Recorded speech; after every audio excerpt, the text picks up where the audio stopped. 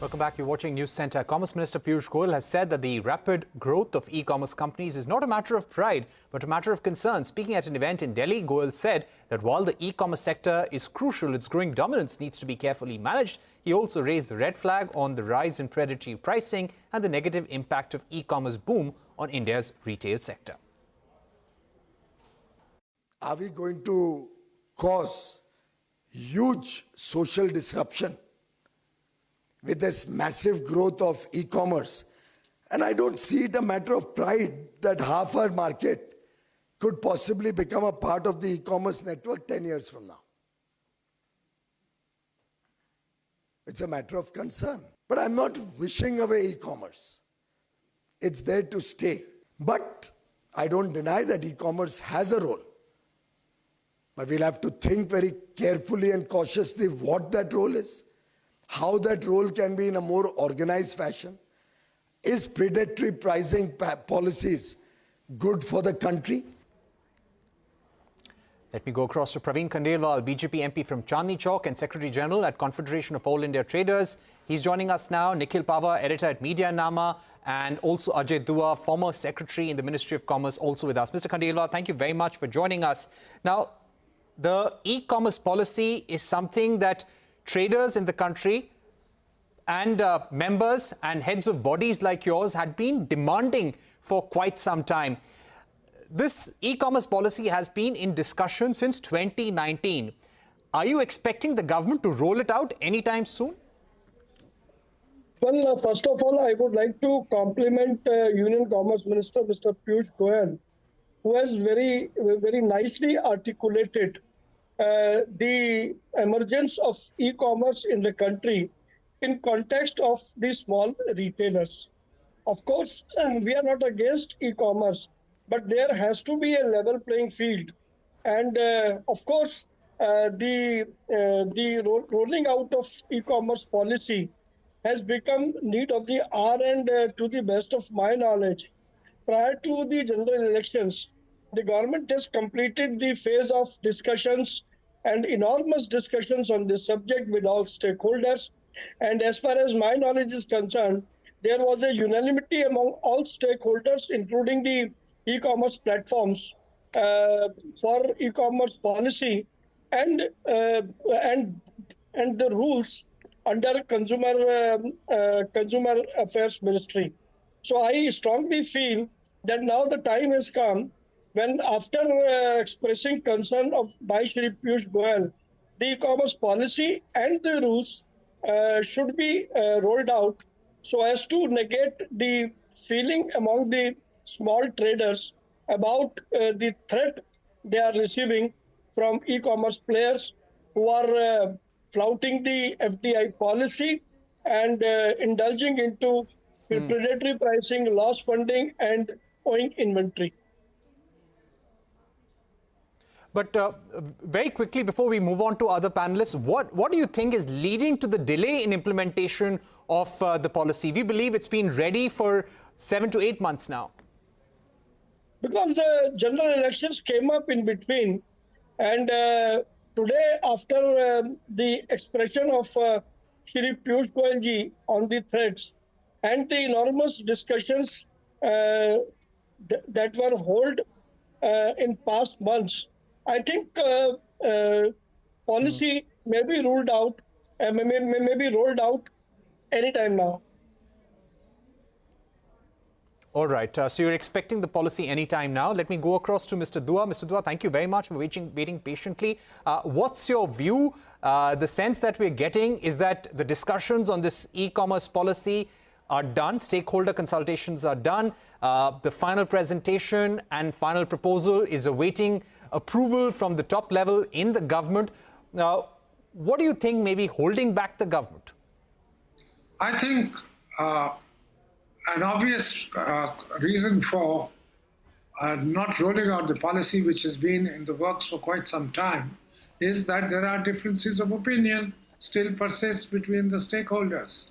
Those could well be between what the minister stated and what Mr. Khandelwal so eloquently put, and he's been talking about it for years together, even before because he's been heading this organization for quite some time, that there is threat of e-commerce, organized trade upon retailers, particularly the ones who are not organized.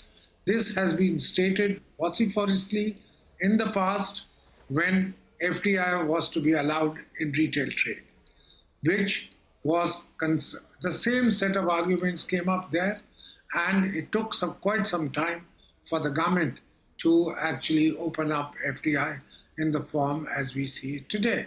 So the policy on e-commerce, which has been talked of and which should have been in position 5 years ago, or if not longer, ever since we allowed organized trade to come into e-commerce, and including foreign companies. So there are differences, and those differences need to be ironed out before the policy can get announced. And I can see it that 2 or 3 sets of differences which might be there. One is the impact on the retail trade, the extensive retail trade in the country, which is one of the biggest employers, probably the biggest after agriculture.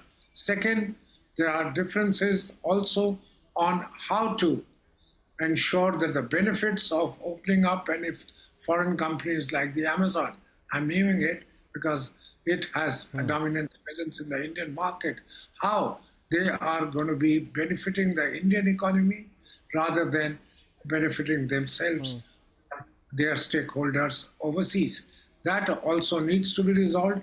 And in that, we have to be looking at how can the Indian MSMEs benefit and join the e-commerce bandwagon, both in India as well as in the export trade. So these considerations, important as for economy as well as social scene, we need to consider. We need to thrash out thoroughly before moving forward. Thank you. Okay. So this is what the government may be concerned about and maybe delaying the final implementation of the policy. Nikhil Pahwa, to get you in at this stage, in 2020 also, Piyush Goyal, the Commerce Minister, had made some scathing remarks on Amazon that you're not doing any favor by investing $1 billion in India. And today he expressed concern about the rapid rise of e-commerce and its impact on small retailers in the country. And what are they doing in terms of predatory pricing and leading to large-scale sale of their products in the country? How do you see these statements at a time when we are trying to attract investments from abroad? Actually, Parikshit, Mr.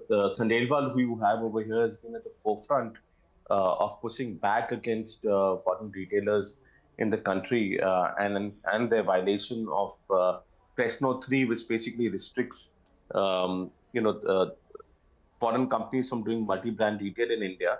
And companies have found loopholes around it. I think it's time that the government steps up, and I agree with Mr. Khandelwal and Mr. Dua. We need to basically plug those loopholes so that the law of the land prevails. That needs to be addressed.